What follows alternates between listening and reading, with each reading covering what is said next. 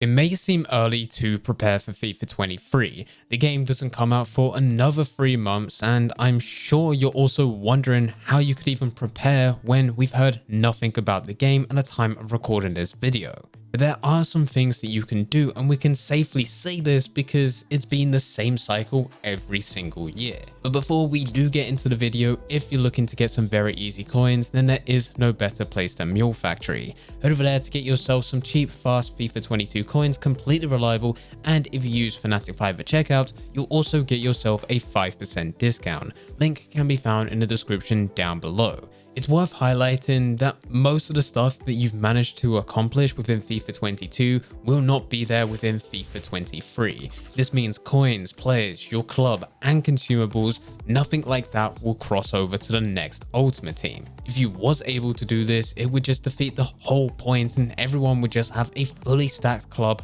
day one and no one would need to buy FIFA points. And of course, EA doesn't want that. But despite 90% of what you manage to accomplish within FIFA 22 not crossing over to the next Ultimate Team, there's still something that you can do.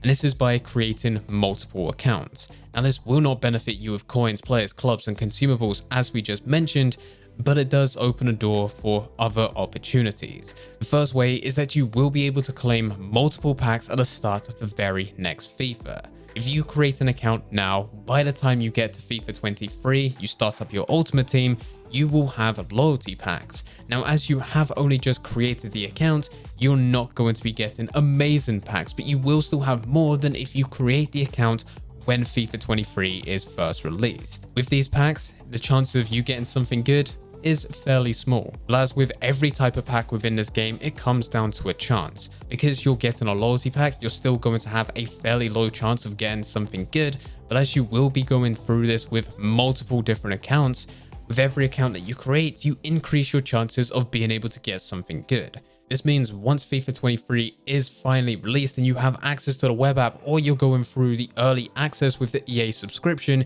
you can open your packs on each account, build a team out of those players, and decide which one you want to play with based on which one has the best team. This is so much better than sticking to the one account, opening your loyalty packs, getting absolutely nothing, and being stuck with a very mediocre team right at the beginning. The other benefit that you have with creating multiple accounts is you have multiple accounts to trade on. If you don't spend any of your time trading, this isn't as big of a deal. I do still recommend spending a bit of time trading, but you're not going to need this as much. If you are a big trader like me, then this is a massive plus. Unfortunately, with Ultimate Team, there is a cap to how many transfers you can list on the transfer market. There's also a limit to how many players you can bid on at the exact same time. This makes things incredibly difficult, especially if you're going to be going through trading methods such as bulk bidding. You can only bid on 50 at the exact same time, and once it comes around to listing, if you're going to be doing this for several hours, which I normally do on the first couple of weeks of FIFA, you're easily going to fill your transfer list. So you need to start using the unassigned to store your players. Having multiple accounts means that I'm able to go on one account, focus on one type of player, bid to fill the watch list filled with 50 players. Once that's done, log out, go onto my second account, do the exact same thing with a different player, log out of that account, go onto my third account, do the exact same thing with a third and different player, and just keep on going until I finish my accounts. By the time I finish bulk bidding on the last one, I'll go back to my first account, where hopefully they've all expired, where I'll list them back onto the transfer market and go through this whole process again. This allows you to scale massively right at the beginning. And this is the best time to do it because no one understands the trading methods. No one understands what they're doing. They can look at what other players are trying to do, but it doesn't mean that that's the right way to go. This just means you can get some insanely good deals on a bid, getting players hundreds to even thousands of coins below their lowest buy now without you having to put too many coins up front to actually win that player. At the beginning of every single FIFA, just going out and bidding on players is perfect because everyone is starting from fresh. They've all got their loyalty packs and they're all looking to get coins right at the beginning, but only a small percentage of them are looking to trade with those players, whereas everyone else is just looking to get coins into their account by selling off their players and then going straight into matches. So trading is perfect at this time, and the only way that it can get better is if you weren't limited. You weren't limited to your watch list and you weren't limited to the transfer market. And the only way around this is if you did create multiple accounts. And once you do get all your coins, or as the previous point, you did open multiple packs with your starter packs, and you managed to get something good and you've got quite a lot of coins onto your account, now it's also time where you would need to transfer all those coins over. For most of you guys, there is no benefit having 500,000 coins, but it being split across 5 different accounts. You want it all on your one account. This is where you do need to transfer coins, but this is also where the risk does come in. If you go out and buy a bronze player on a bid for 150 coins, send them to your transfer list and list them for 10,000 coins max, only to go into your second account and buy that player within the first couple minutes, you're going to get banned, especially if you keep on doing this. This is completely bait, and immediately you'll be seen as a red flag within the system, and this is where your account is going to get banned. Or at the very least, your account is going to get wiped of all the coins you've just been able to build up. You do need to be a lot smarter with this when transferring your coins. By all means, look at rare gold players, look at players such as special cards, and then just buy them 10, 20,000 coins more than the lowest buy now. As long as it's not their max price, you're going to be fine. And as long as you're not doing hundreds of thousands or even millions of coins within a very short period of time, just do 10, 20k per day. And gradually over a week or two, this is where you can transfer all your coins onto one account, be perfectly safe, and have no issues whatsoever with your account being banned or your account being completely wiped. Now, with all of this and all the benefits that can be listed to hit the ground running with FIFA 23, I also said the exact same thing last year with FIFA 22.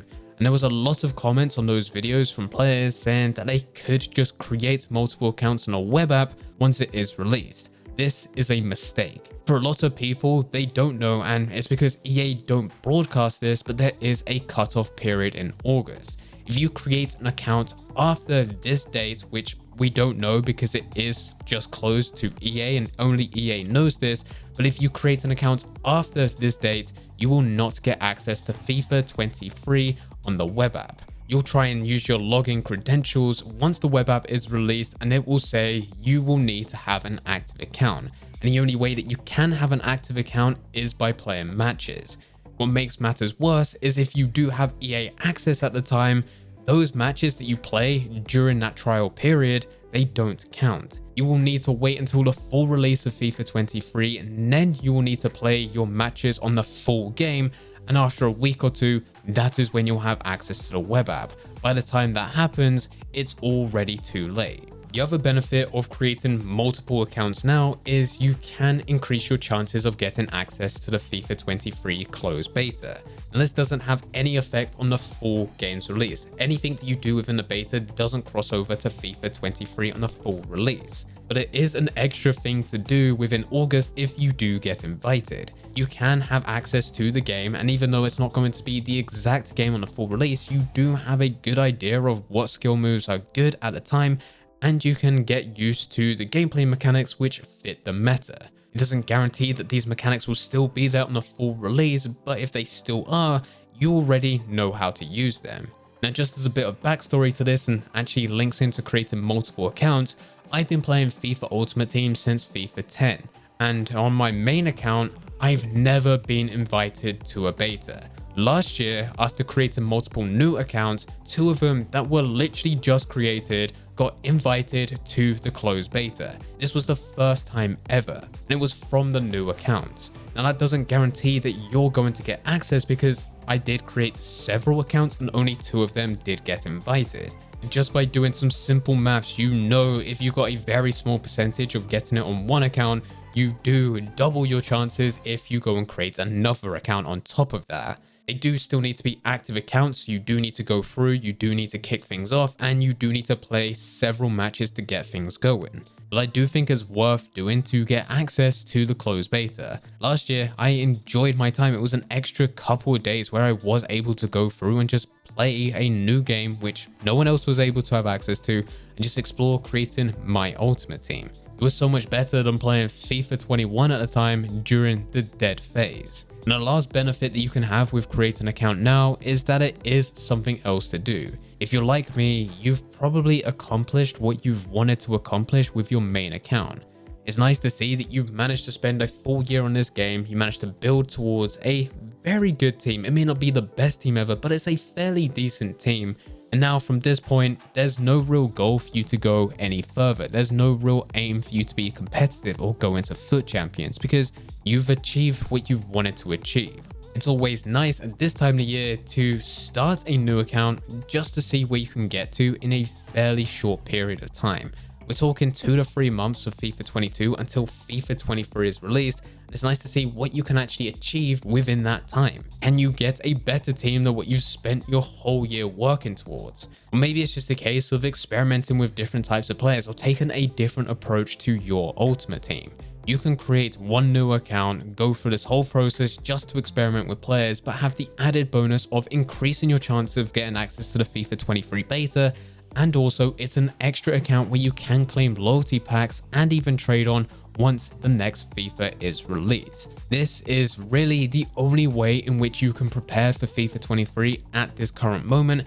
Everything else, we need to get a lot closer to the release date. If you do have any questions about anything, then please feel free to leave them in the comment section down below. But anyway guys, I hope you guys did enjoy. If you did enjoy, don't forget to leave a like and subscribe. But for now, I'm going to see ya.